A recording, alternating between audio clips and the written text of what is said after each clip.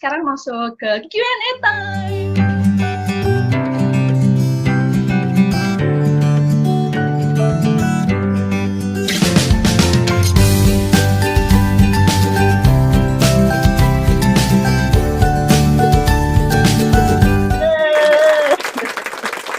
Wah bener nih, ada 6 juta orang yang tanya. Oke, aku coba dari yang paling awal-awal tanya dulu aja ya. Dari @nadiava1212. Kak, mau tanya dong, masa pandemi kayak gini kan optimis sama realistis itu beda tipis. Jadi seharusnya kita fokus ke mana dulu nih sekarang? Kalau kita ditanya ya, mana yang harus didahulukan? Menurut aku adalah optimis gitu.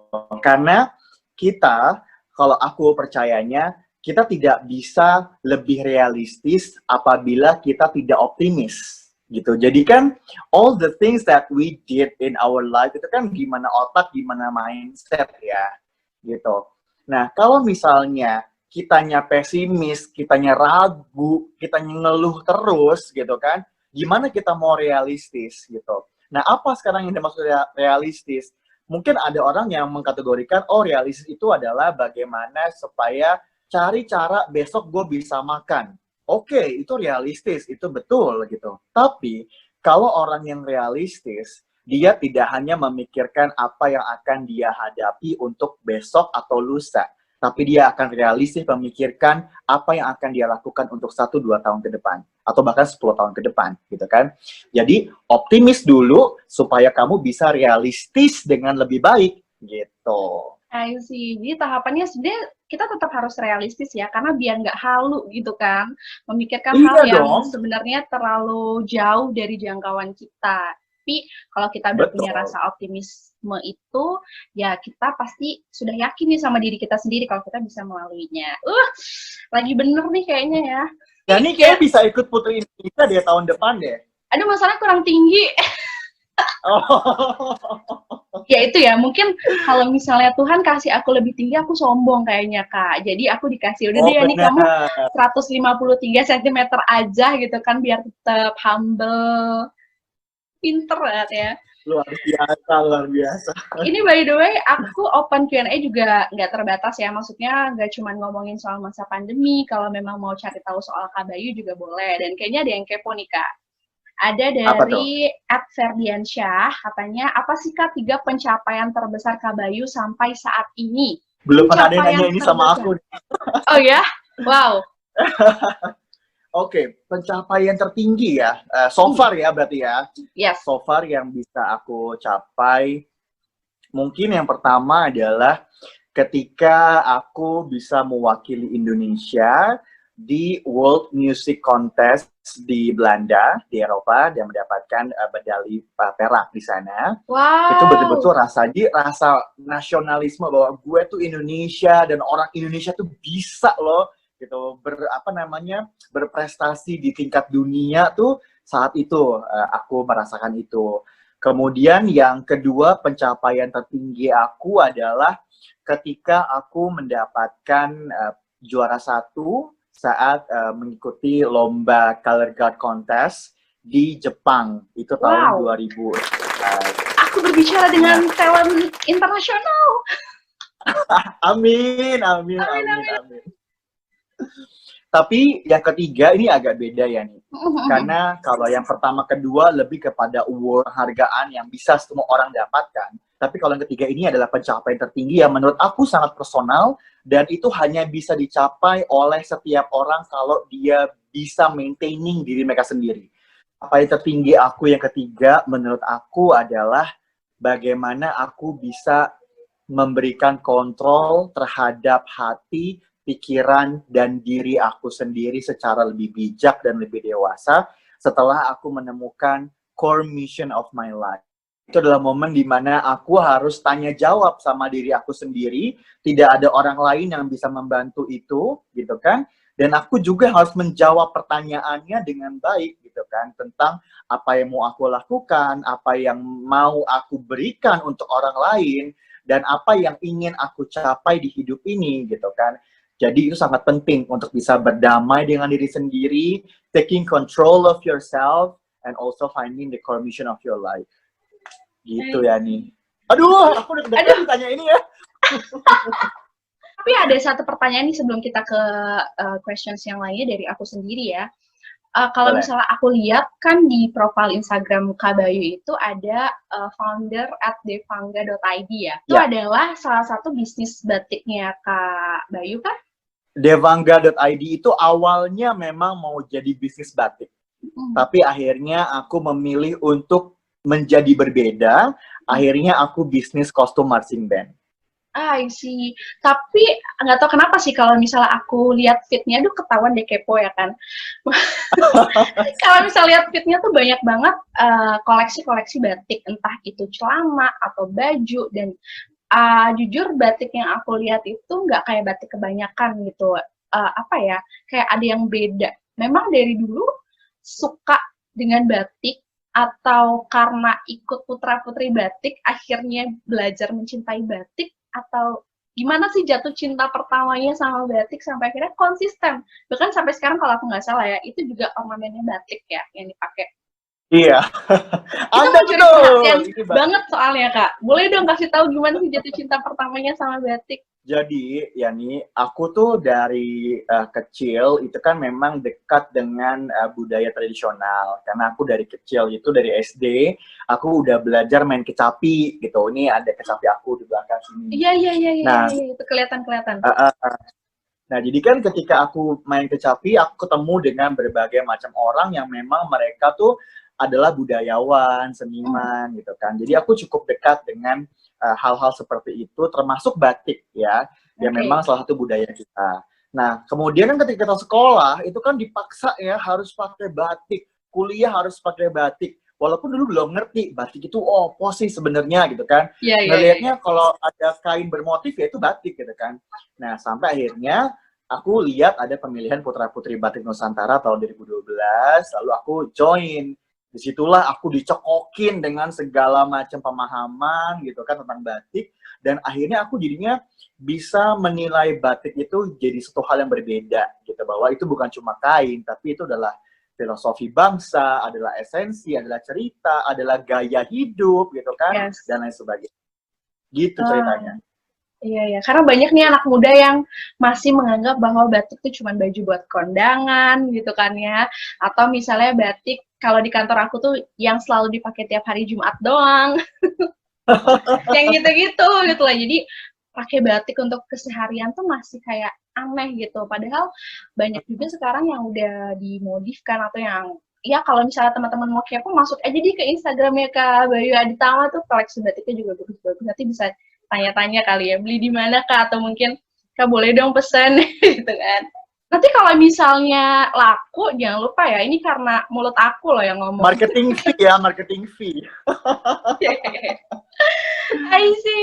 Terus next questions dari @Anora Kresno. Halo Anora. Halo Anora. Ini tuh Mr. Tourism Jawa Barat juga ya. Tahun 2017 kalau aku nggak salah. Dia tanya, apa nih arti optimis bagi kalian berdua? Aduh, kenapa ngasih jadi pertanyaan buat gue juga nih, Kak? Silakan Ibu dijawab, apa arti optimis buat Ibu? Saya sudah menjawab banyak hal dari tadi.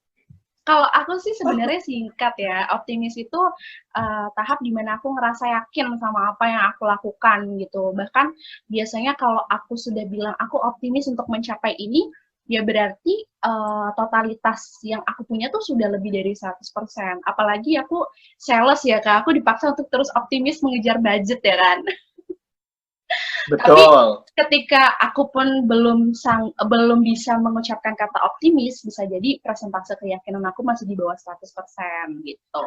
Tapi kalau sudah optimis, artinya apapun nanti yang terjadi, aku sudah menerima segala konsekuensinya, tapi aku juga sudah akan totalitas gitu, memberikan kontribusi bahkan lebih dari 100% untuk mencapai goals tersebut. Gitu sih kalau dari aku.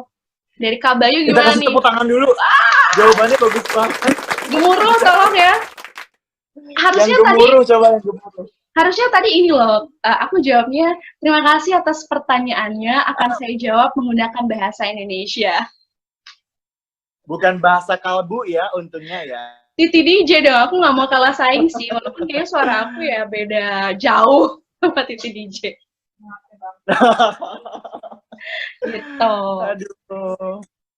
Keren. Aku setuju banget sama apa yang Yani sampaikan, karena aku juga percaya bahwa optimis adalah seperti itu gitu ya. Bagaimana kita meyakini bahwa kita bisa meraih itu, dan tentunya juga ketika kita sudah optimis, karena optimis kan bersinggungan dengan mindset ya, Yes. harus dibarengi juga dengan effort atau dengan usaha gitu kan. Gitu. Karena kita nggak mungkin memiliki usaha yang lebih dari 100% kalau kitanya belum optimis. Yes. Gitu. Keren banget ya nih jawabannya. Ya ampun.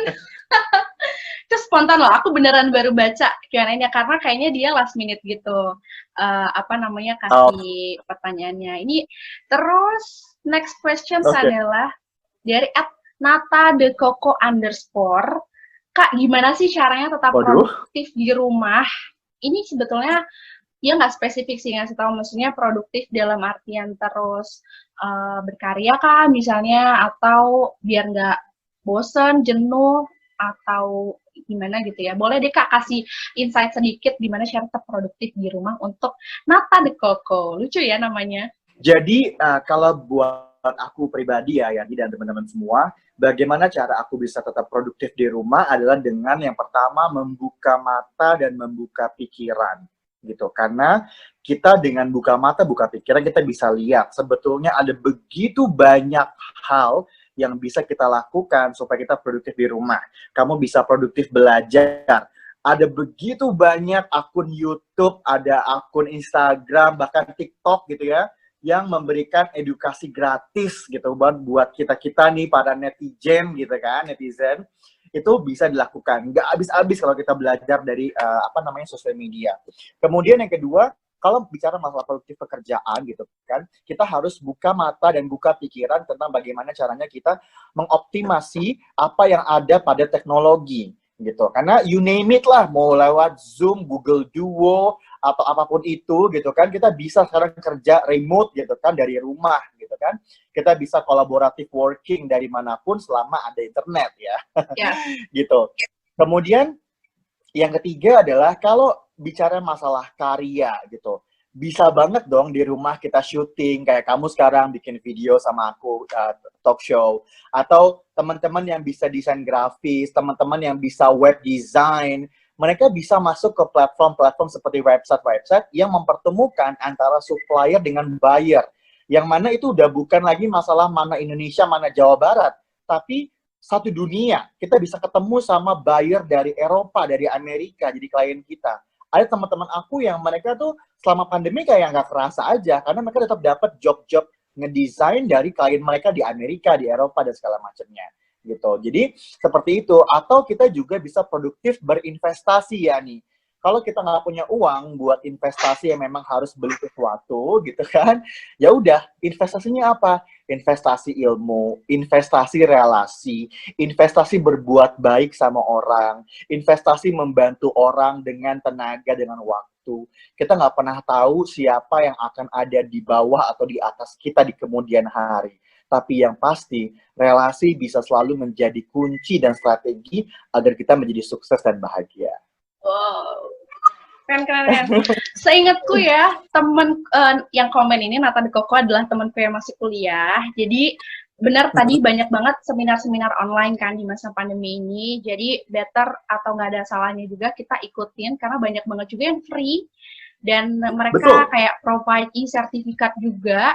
Kita nggak pernah tahu, nanti bisa aja e-sertifikat itu berguna di suatu hari nanti ya kan. Jadi @nata_de_coco tetap semangat dan tetap produktif. Terus yang terakhir nih Kak, Jasmine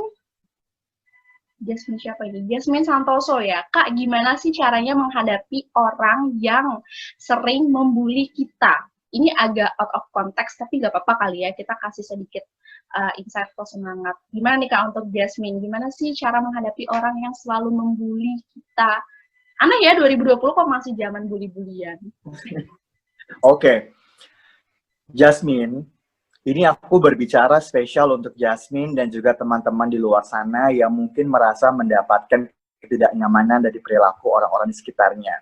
Yes. Guys, kalian harus percaya dan harus tahu bahwa no matter how good you are, haters gonna hate anyway. Tidak peduli kamu sebagus, sehebat, secantik, seganteng apapun, yang namanya haters pasti akan selalu ada dan membenci kita semua. Betul. Dan kita nggak perlu ya apa alasan mereka menjadi haters, itu terlalu panjang, tapi mereka akan selalu ada.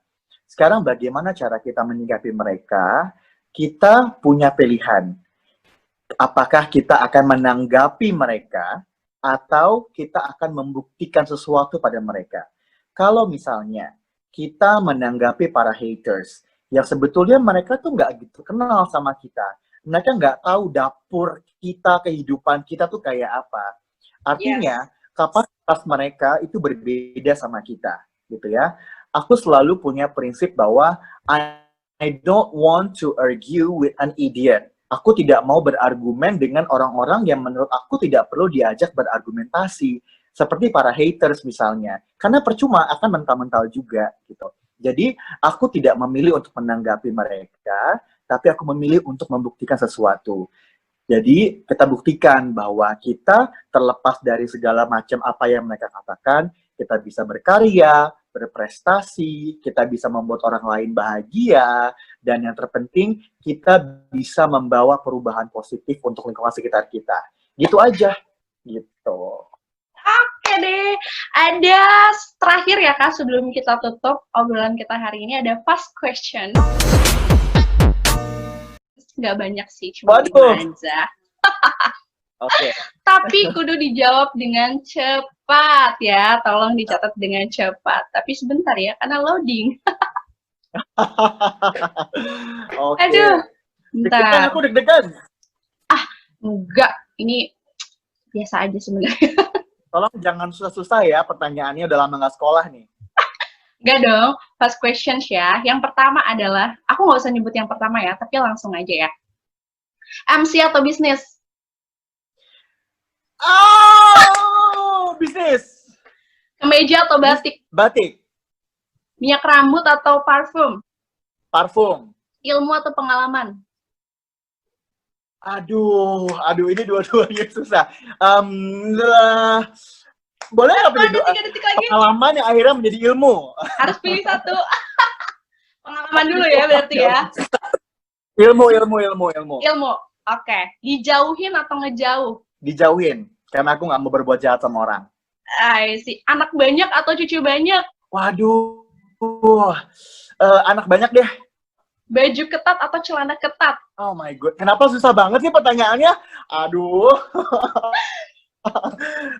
Baju ketat supaya body fit dan dilihatnya enak. Slim fit ya.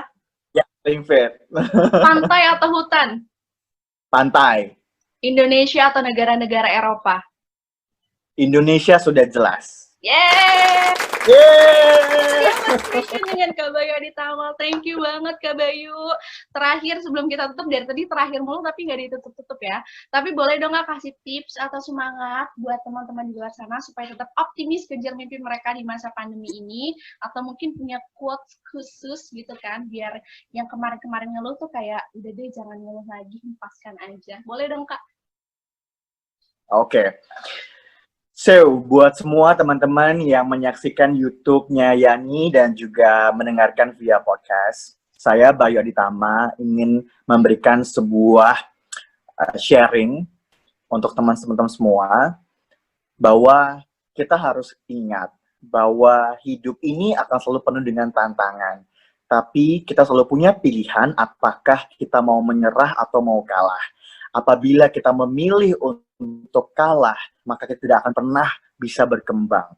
Dalam kesempatan ini, dalam masa-masa pandemi seperti ini, adalah saat yang baik untuk kita beradaptasi, berinovasi, meningkatkan kemampuan diri, agar kita bisa menjawab segala tantangan yang sedang menderu dengan beradaptasi dengan semua kebiasaan-kebiasaan baru. Kita semua pasti akan bisa meraih peluang, karena semua pasti butuh uang kan. Tapi yang jelas, terlepas dari apapun suku kamu, siapapun kamu, dimanapun kamu tinggal, percayalah bahwa Tuhan akan selalu membantu kita, dan kita sebagai manusia akan bisa selalu menjaga bumi ini supaya lebih baik lagi, dan percayalah bahwa setiap orang berhak untuk sukses dan bahagia. Yes, yes. thank you so much Kak. Setuju banget, setiap orang itu punya hak untuk sukses dan juga bahagia. Semoga buat teman-teman yang dengerin, mudah-mudahan ini akan diupload di 2 ya, di YouTube Yani Good Official. Yang belum subscribe, jangan lupa subscribe. Dan juga podcast RT sudah available di Spotify, Radio Public, dan juga di Anchor. Jadi jangan lupa dengerin terus setiap minggunya. Thank you Kak Bayu atas waktunya sekali lagi. Terima kasih, dengan hormat sudah bisa hadir di sini. Moga-moga kalau pandeminya sudah berakhir, kita bisa ketemunya bukan virtual, tapi bisa langsung ya. Amin. Sehat-sehat ya, Yani ya. Sehat-sehat juga, sukses Kak Bayu. Sampai jumpa lagi. Bye-bye.